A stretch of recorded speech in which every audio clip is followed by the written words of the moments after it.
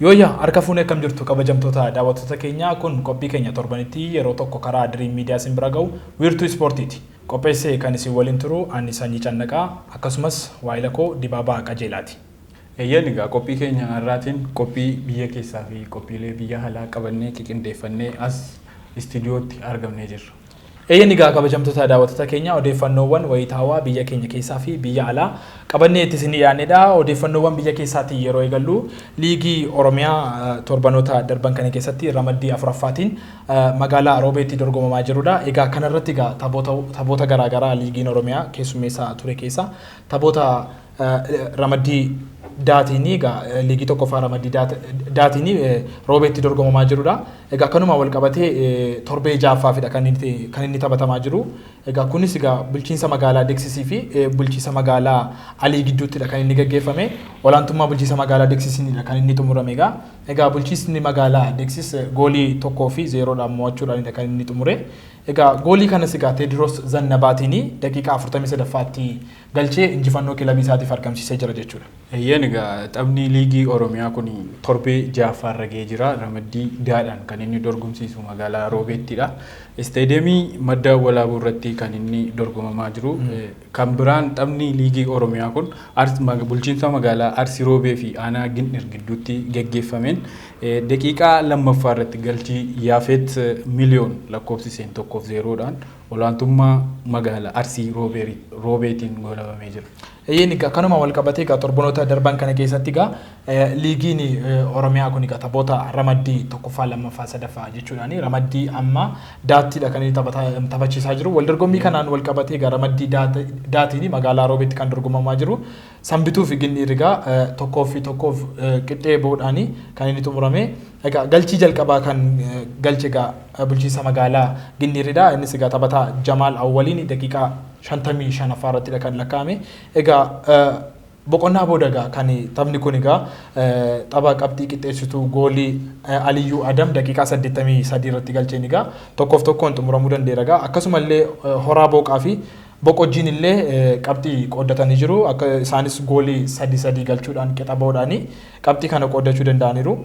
Itti fufee Jajuudhaa fi Seensibaalee qabxii walmoonnaa argatanii jiru. Innis kilabni magaalaa Jajuu fi Seensibaalee 3-1dhaanidha kan inni magaalaan Jajuu injifate. Egaa kanuma wal fakkaatee taphoota torbee kana keessatti taphatamaniini Raayituu fi Adaabbaan illee qixa bahuudhaanidha kan isaan qabxii qooddatanii.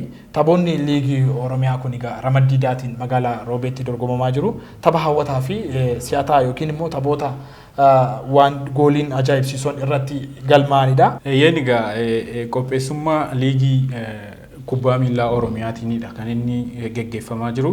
Egaan haalli achi jiru baay'ee kan namatti toludha. Surraa addaatiin kan inni dorgomamaa jiru. Egaan taphni kaleessaa dorgomame kana fakkaata. Mee sadarkaan isaaniillee bulchiinsi magaalaa Deeksis kaleessaa bulchiinsa magaalaa Alii injifachuudhaan gara dursummaatti dhufee jira. Qabxii 12 sadarkaa liigichaa dursaa jira. Bulchiinsi magaalaa Alii dursaa ture amma sadarkaa lammaffaatti gadi bu'eera qabxii 11tiini. Boqochiin immoo qabxii 11 gooliin wal caaluudhaan sadarkaa sadaffaa argataniiti jiru. Kan biraan immoo sadarkaan arfaffaan Jejjuudha qabxii 11tiin innis sadarkaa arfaffaa argateera. Egaan asirratti qabxiin isaanii baay'ee kan walitti dhiyaatudha. Walitti dhiyaatan. Gooliidhaan wal caaluudhaan kan isaanii ittiin sadarkaa wal caalmaa argatanii. Egaan sadarkaa 5ffaa irratti Arsii Roobeen qabxii 11 sadarkaa 5ffaa irratti argama. Adaabbaan immoo qabxii 8 sadarkaa 6ffaatti argama. Akkasumas Sanbituun qabxii 8 sadarkaa 7ffaa irratti argama. Bulchiinsi magaalaa Gindir immoo qabxii 8 sadarkaa 8ffaa irratti argama. Seensabaalee immoo qabxii 4 sadarkaa 9ffaa irratti argama. Raayituun qabxii 4 innis sadarkaa 10ffaa irratti argama. Aanaan Gindir immoo qabxii 3 11ffaa irratti argama. Sadarkaa dhumaarra kan jiru Mooraa Booqaatti qabxii 2 sadarkaa dhumaarratti argama. Eeyyeen egaa liigiin Oromiyaa kun egaa taphoota adda addaa gaggeessaa ture bakkeewwan garaagaraatti garee afuritti qooduudhaan egaa liigii tokkoffaadha kan isaan hirmaachaa jiranii liigii tokkoffaa taphoota ramaddii aabaa caadaa jedhee kan inni dorgomsiisaa ture. Egaa taphoota taphataman kanaan egaa ramaddii aabaanii taphoota taphataniini goolabbii ramaddii aajalatti egaa goolabbii magaalaa kilabii magaalaa Ginciidhaanii shaampiyoonaa ta'uudhaan egaa gara tapha shaampiyoonaa Itoophiyaatti darbuu danda'eera tokkoffaa bahuudhaani akkasumallee bulchiinsi magaalaa Gimbii lammaffaa ta'uudhaan gara shaampiyoonaa Itoophiyaatti darbee jira kan ji'a tokko booddee magaalaa Direedawaa irratti dorgomamu. Kanumaan kaasnee yoo dabarree egaa qabxii keenya lammaffaatiin dorgommii gulaallii waancaa Itoophiyaa kan garee biyyaalessaa irratti dorgomamaa jirudha. Egaa kilabni biyyaalessaa Itoophiyaa Waaliyaanii edda galgalagaa sa'aatii tokko irratti taphateeni gulaallii waancaa addunyaa marsaa sadaffaadhaan garee biyyaalessaa Giinii Bisaawootiin qixa bahuudhaan qabxii qooddateera akkasumallee xumuree jira. Gulaalli waancaa addunyaa marsaa sadaffaa kun egaa guyyoota dheengaddaadha kan inni eegalame. Kanumaanis egaa ramaddii kanaan egaa Itoophiyaanii ramaddii Ijipti, Burkina Faso, Giinii Bisaawoo fi Seeraaliyoonii fi akkasumallee Jibuutii jalatti ramaddii aatiin ramadamtee turte jechuudha.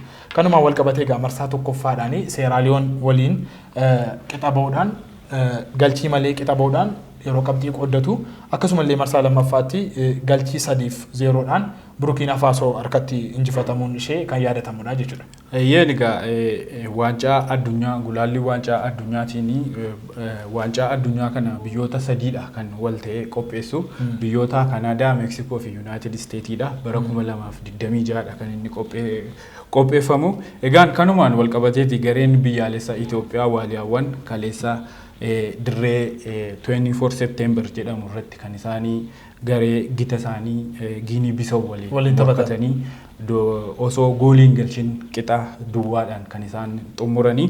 Egaan kana keessaa Ijiptillee sa'aatii galgaluma idaa kana sa'aatii 4 irratti Burkina Faso waliin tapha isheen taasifte. Olaantummaa Ijiptiitiin kan inni goolabame goolii 2-1 kan inni xumurame. Egaa kanumaan wal qabatee gareen biyyaalessaa Ijiptii qabxii isaa 9 gaachuudhaan dursummaa ramaddii kanaa itti fufsiiseera jechuudha. Egaa garee kana keessaa sadarkaa lammaffaa irratti kan argamu Giinii Bisaawodha qabxii 5 fi qabxii 5dhaanii. Sadarkaa sadaffaan immoo Burkina Fasoodha qabxii 4tiin. Seeraaliyoon immoo qabxii 4 innis gooliidhaan wal caaluudhaan sadarkaa 4ffaa irratti argamti. Itoophiyaan immoo qabxii 2 sadarkaa 5ffaa irratti argamti. Egaa Jibuutiin osoo qabxii tokkollee hin sassaabbatin idaa gooliitiin sadarkaa dhumaa irratti argamti jechuudha. Eeyyeen egaa wanta si ajaa'ibu ramaddii kanaan egaa Itoophiyaan egaa taphoota 2 taphatteeni qabxii 2 qooddachuu dandeessetti. Wanti akka taatee addaatti as keessatti mul'atu egaa gareen biyyaalessaa Jibuutii taphoota amma taphateeni egaa qabxii homaa otoo hin sassaabbatini qabxii duwwaatiin ramaddicha keessatti sadarkaa dhumaa irratti kan inni argamudha. Egaa kanumaan wal qabatee taphoonni gulaallii waancaa addunyaa kan Afrikaa egaa gareen biyyaalessaa Itoophiyaallee ammallee sadarkaa milkaa'uu dadhabuuttidha kan inni deemaa jiru. Kun egaa rakkoowwan hafan furanii gara fuulduraatti ammallee irratti hojjechuudha kan inni gaafatu. Qabxii keenya inni itti aanugaa gara odeeffannoo biyya bakkeerraa argannetti yeroo dabarru taphoota michoomaa torbee kana taphatamaa jiranii kan waancaa Awurooppaatii fi taphoota mee sana kaasnee irratti mari'annu. Egaan waancaa Awurooppaa Jarman qopheessituuf hundumtuu ga'umsa isaanii madaallachuufidha. Tapha michoomaa kan isaan geggeessaa jiranidha. Taphni michoomaa kunis wiixataa darbirraati kaaseeti kan inni dorgomamaa jiru. Egaan tapha wiixataa darbe irraa Ingilaand 3-0dhaan Bosniyaa Herzegoviniyaa injifattee jirti. Goolii 3 Ingilaand kan galchan Harikeen daqiiqaa dhumaa irrattidha kan inni lakkoofsisuu danda'e. Alexander Arnold taphataa gameessa garee Liverpoolii fi taphataa abdii kilabichaa kan ta'e baranallee Ingilaand waliin ni milkaa'a garee biyyaalessaa Ingilaand waliin ni milkaa'a jedhanii kan abdiin irratti gatamee jiru. Kan biraan ammoo taphataa ga'umsa ajaa'ibaa Cheelsii keessatti agarsiisee darbe Pirimeer Liigii baranaatiin garee biyyaalessaa keessattis ga'umsa isaa sana fudhatee garee biyyaalessaa irrattis kan agarsiisaa jiru Kool Palmeriidha gooliiwwan kana kan galchanii jechuudha. Eeyyeen egaa taphoota torbee kana adeemsifamaa tureeni tapha michoomaa garee biyyaalessaa Poorchugaalii fi Fiinlaandii gidduutti adeemsifamaa tureeni tapha hawwii guddaatiin eegamaa turedha. Akkasumallee tapha kanarratti Poorchugaal 4-2 kan inni Fiinlaandii mo'achuu danda'e. Egaa tapha kanarratti Rooben Diyaas goolii tokko galchuudhaani akkasumallee Diyaago Jootaan goolii tokko galchee gooliiwwan lamman afan immoo Bruno Fernandes galchuudhaan egaa kan taphni kun goolabame. Egaa taphuma kanaatiin torbee kana keessa kan ture Italiin qixxee bahuudhaan Turkii wajjin 0-0 ta'uudhaan qabxii qooddatanii jiru. Akkasumallee Roomaaniyaan Bulgaariyaa waliin taphatee qabxii qooddachuu danda'ee jira. Inni gara biraan immoo Ayirlaand Hangariin injifachuudhaan 2-1 egaa qabxii goolii isaan galchanii goolii 2-1 kan isaan injifatanii. Mee garee Poorchugaal irratti waa jennuuti. Poorchugaal akkuma jette 4-2 Fiinlaand injifateera. Gooliiwwan Poorchugaal ittiin injifatan kan galchan Rooben Diyaas daqiiqaa 17ffaa irrattidha kan inni galche. Diyaago Jootaan immoo daqiiqaa 44ffaa irratti kan inni goolii galche. Kan biraan ammoo Bruno Fernandes taphataa sarara gidduu Manchester ga'umsa addaatiin Manchester Unitediin barana kan inni hundumayyuu ajaa'ibsiisaa jiru. Kana lamaaniitiin gooliiwwan lama lakkoofsisuudhaan akka Poorchugaal 4-2 injifattu warreen taasisanidha. Eeyyeen egaa ati kaastee jirta. Egaa taphoota torbee kana turan gara biraatiin immoo egaa Beeljeemii fi Montenegroon taphoota isaan taphatanii tapha ajab nama jechisiisu ture. Tapha michummaa isaan taphataniin egaa olaantummaa Beeljeemiin xumurameera. Galchii kana kan lakkoofsises egaa taphataa kilabii Arsenaal keessa kan taphatu biyyi isaa Beeljeem kan ta'e egaa Trossard jechuun egaa taphataa teessoo jijjiirraa irraa ka'ee garee Arsenaaliidhaaf egaa gooliiwwan namoota taphataa galchuu danda'uu fi akkasumas illee tooftaalee taphataa jijjiiraa turedha. Ga'umsa isaa kanaanis egaa dinqisiifannaa guddaa argatee jira. Egaa taphataan kun egaa biyya isaatii fi Beeljeemii fi goolii tokko galchuu danda'eera. Akkasumallee goolii hafte kan galchee taphataa sarara gidduu Manchester City kan ta'e Kevin De Bruyneedha. De Bruyne jechuun egaa taphoota 100ffaa biyya isaatiif biyya isaa Beeljeemiif hirmaachaa jira. Egaa hirmaannaa isaa kanaan egaa osoo taphni waancaa kun hin eegalini tapha michoomaa kana irratti egaa badhaasni kennameefii jira jechuudha egaa. Eeyyeen egaa goolii jalqabaa kan Beeljeemiif galche De Bruyneedha. De Bruyneen barana milkoomina Manchester City keessatti ga'eensaa akka ture hundi keenya iyyuu ni beekna. Egaa De Bruyneen barana Manchester City waliin waancaa Premier League illee injifachuun isaa kan yaadatamudha. Taphataa kanaaf illee biyyi isaa tapha 100ffaa irra taphateeti kan inni goolii tokko galchuu danda'e. Kunillee milkoomina jireenya isaa keessatti isa addaati. Kan biraan ammoo daqiiqaa dhumaa irratti daqiiqaa 93ffaa irratti goolii kan galche taphataan Arsenaal taphataa ga'umsa ajaa'ibaati barana nutti agarsiisaa ture.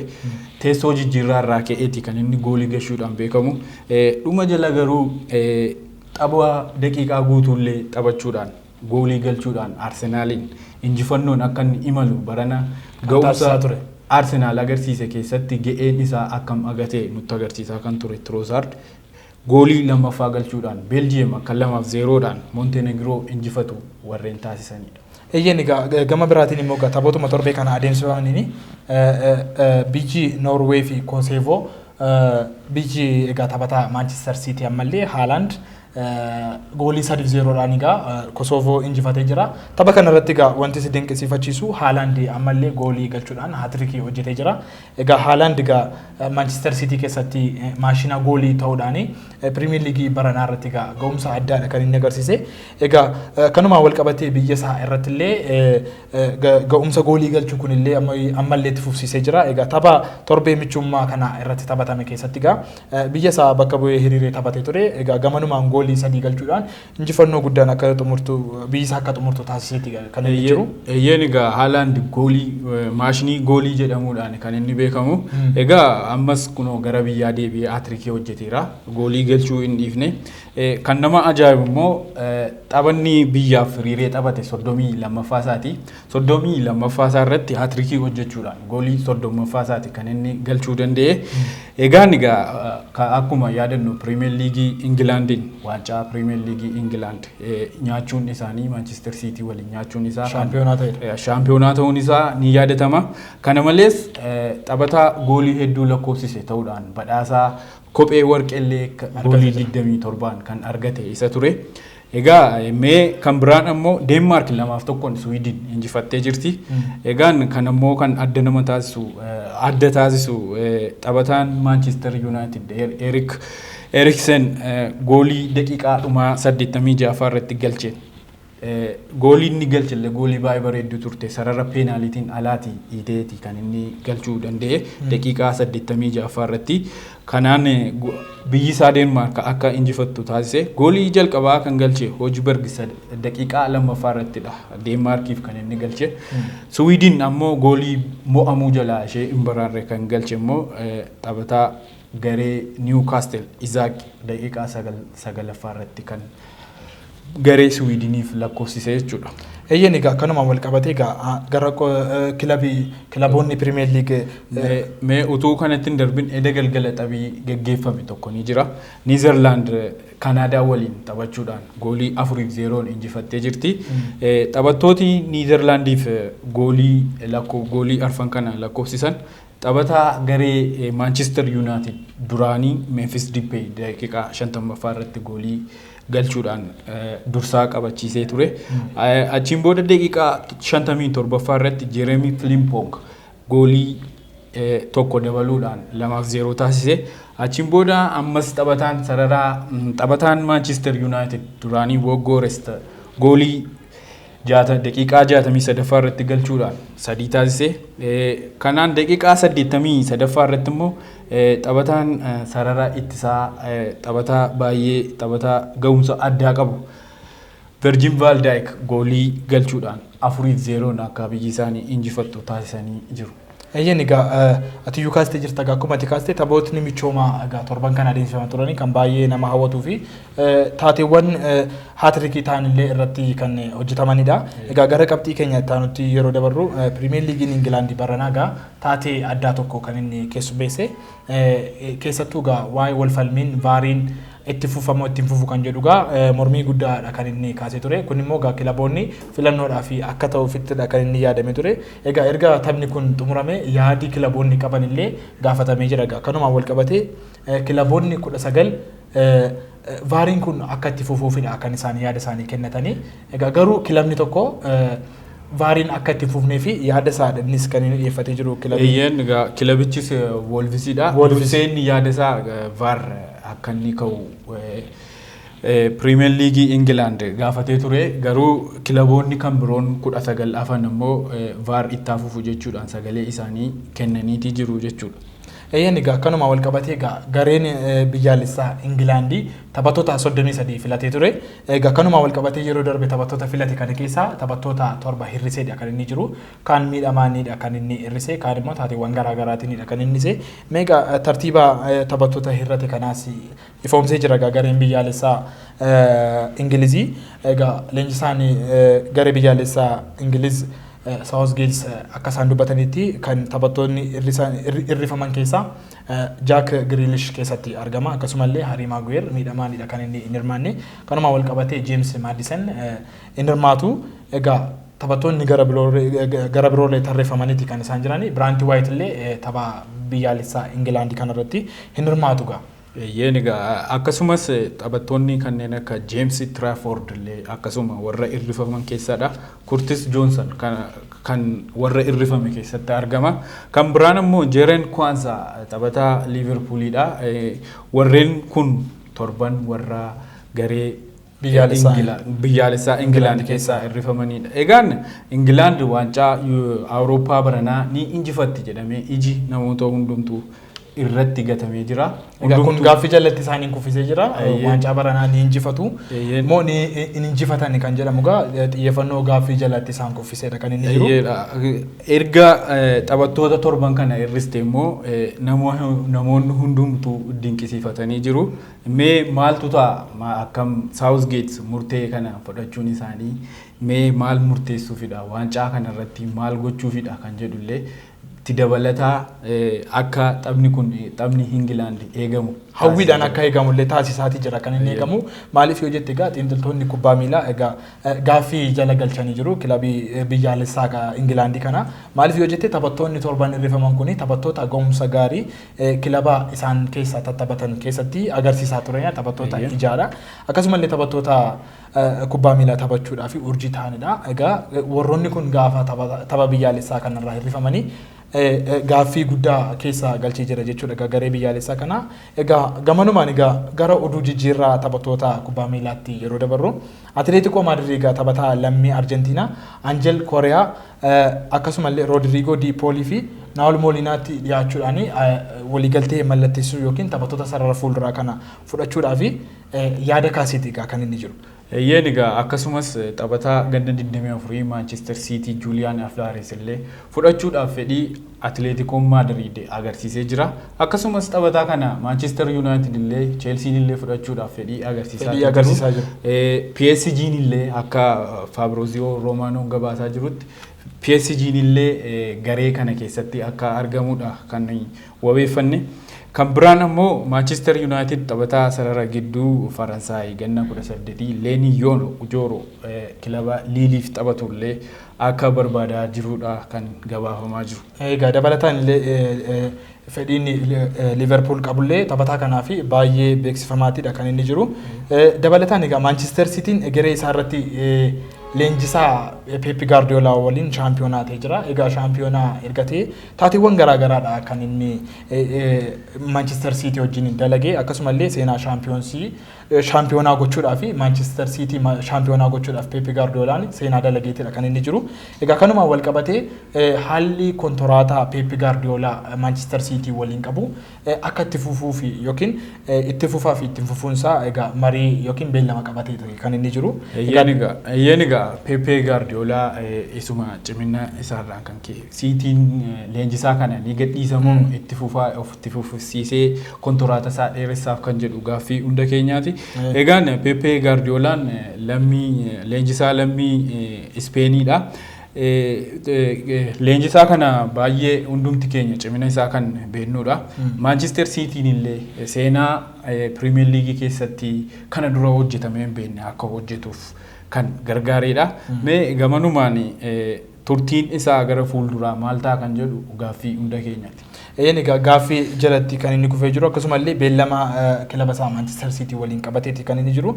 Gama biraatiin egaa taphataan sarara fuulduraa Norway Erling Haaland ganna 23 waa'ee waliigaltee isaa dheeressuu Manchester City waliin qabullee egaa akka mari'atuu fi beellama qabateeti kan inni jiru innis. Egaa kun egaa beellamni isaa kun tarii itti fufuu danda'aaf itti fufuu kan jedhu immoo odeeffannoon gara boodaatti ba'anii kan mul'isanidha kan inni ta'u. Tottenham dorgommii paawundi miliyoona 50 Chelsea irraa taphataa sarara gidduu England kan ta'e Conor Gallagher taphataa ganna 24 Atletico Madrid fi Aston Villa illee barbaadamaa jiru fudhachuudhaaf dorgommiitti akka seenee jirudha kan inni beeksise jechuudha. Eeyyeen egaa taphataan sarara fuulduraa Sweden Alexander Isak Arsenaaliin wal qabatee odeeffannoowwan ka'aa jiran ni jiru. Egaa taphataa kana Arsenaal fudhachuudhaaf fedhii agarsiisaa jira. Akkasumallee Newcastle United keessatti gammachuu akka qabudha kan inni mul'isaa jiru. Kanuma wal qabatee egaa Arsenaal yoo dhufe ga'umsi isaa kan kanaan duraarra fooyya'uu danda'a. Odeeffannoowwan kun egaa taphataa kanarraa Arsenaal akka barbaadaa jirudha odeeffannoon ba'aatii jiru. Kan biraan ammoo taphataa Bayern Munich ganna 23 lammii Kanaadaati kan nuun argannu Alfonso Davies waliigaltee dheeressuudhaaf Bayern Munich waliin akka dubbataa jirudha kan gabaafame. Kan biraan ammoo taphataa kana waliigalteen isaa kan dheeratu yoo ta'e taphataan lammii Ukraine ganna 27 Arsenal keessaa taphatu fedhii akka hin qabne Bayern Munich beeksisee jira. Garuu Alexander Zinchenko fedhii akka hin qabne beeksisee jira. Garuu taphataa lammii Kanaadaa kana Alfonso Davies dheeressuu hin danda'a waan jedhu immoo gaaffiidha. Maaliif jennaan taphataa kana Real Madrid hedduu barbaadaa jira. Taphataa kanaaf Real Madrid irra deddeebi'ee fedhii isaa ibsaa jira. Kanaaf Alfonso Davies ni mallatteessa moo hin mallatteessu kan jedhullee eegamanumaan gaaffii jala jira jechuudha. Egaa dabalataan egaa oduu jijjiirraa kubbaa miilaa kanaatiin oduu jijjiirraa taphattoota kubbaa miilaa kanaatiin egaa Galatasaray taphataa sirra fuulduraa Faransaay Antoonii Maarshaaliin egaa mallatteessisuuf fedhii qabaatus garuu fedhii kana taphataan ganna 28 Manchester United keessa taphatu kuni egaa jijjiirraa kana mallatteessee deemuudhaaf miindaa ji'aan argatu irriseetii kan deemuu qabudha. Kun egaa taatee ajaa'ibsiisaadha kan jijjiirraa taphattoota irratti mudachaa jiru. Egaa Antoonii Maarshaaliin egaa bara kana egaa Manchester United gadi dhiisuusaa taatee odeeffannoo dhiyoo kana baaniin kan mul'atanidha. Eeyyeen ifatti Manchester City irra gadi lakkisu. Ifatti Manchester United gadi lakkisuusaa erga beeksiseen booda gara Galatasaray akka imaluudha kan inni kaase. Garuu Galatasaray miindaa kee gadi nuuf irrisi jechuudhaan itti maniitu kan isaan jiranii. Egaan taphataa kana baranaa Manchester United keessatti miidhamarra akka inni ture hundi keenya ni yaadanna kan beeknudhas. Egaan kan biraan ammoo taphataan Fulham ganna 23 lammii 20 taphataan Fulham ganna 28 lammii Brazil kan ta'e sarara gidduurra kan taphatu Andreas Pereira dha kan nuti argannu.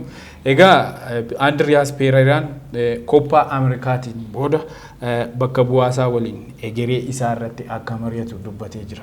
Egaa gamonumaan egaa taphataan Newcastle sarara fuulduraa irratti argamu lammii Ingilizii ganna 25 Lloyd Kelly mallatteessisuuf marii guddaarra jira. Akkasumallee taphataan kun egaa Roomaadhaa fi Atletico Madridiin illee fedhii akka qabuufidha kan kilaboonni kun mul'isaa jiranii.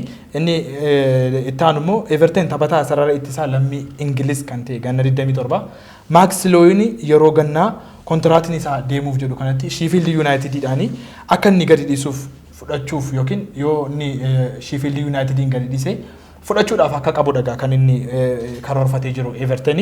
Egaa gama biraatiin egaa Benjamin Seskoon egeree isaa murteessuudhaaf yeroo dabalataa barbaachisaa jedheeti kan inni jiru. Egaa dhiyeessiin taphataa kanaaf dhiyaate egaa kontiraata haaraa Leipzig waliin ammallee akka inni ilaalamaa jirudha. Gama biraatiin immoo Suud Arabiyaa irraa miindaa qulqulluu yeroo miiliyoona 30 kan inni dhiyaatee fi dhiyeessii kana immoo kontiraata dhiyaate kanaaf immoo egaa inni kufaa taasiseeti kan inni jiru. Dabalataan immoo Manchester United, Arsenal, Chelsea illee taphataa kana barbaadaati kan isaan jiranii fedhii guddaa argisiisaa jiru jechuudha. Eeyyeen taphataa kana argachuudhaaf Arsenal ammas akka bare darbee qormaati taasisaa jira. Qormaati akka isa mudachuu baruugaa akka isa mudachuu qabu barana gamanumaan hundi keenya iyyuu kan ilaalaa jirrudha. Kan biraan ammoo taphataa lammii Niizerlaand Lascherel Guutirdaa fi fudhachuudhaaf Newcastle, Liverpool fi Tottenham fi West Ham akka Feyenoord irraa fudhachuudhaaf fedhii akka qaban Enzedach kan jedhu gabaasaa jira. Egaa dabalataan egaa jijjiirraa oduu jijjiirraa taphattoota kanaatiin egaa Fenerbahce egaa taphataa Chelsea sarara fuulduraa Chelsea irratti argamu Raheem Sterlingin fudhachuudhaaf karoora akka qabudha kan inni ibseeti jiru. Dabalataan immoo egaa taphattoonni jijjiirraa kanaatiin deeman baay'een isaanii ammallee waliigaltee kan mallatteessinedha. Yaada kilaboonni dhiyeessaniifidha kan isaan jiranii mallattoo kennuudhaan kan deeme egaa taphataan gara Madriditti dabalamee Mbappeen jira. Egaa inni mallattoo isaa taasisuudhaani gara kilaba Madriditti kan inni dabalamee jiru PSG irraa. Egaa daawwattoota keenya kabajamoo qophiin ispoortii har'aaf isiniif qabannee dhiyaan kan hagaammaatti daawwachaa turtanii.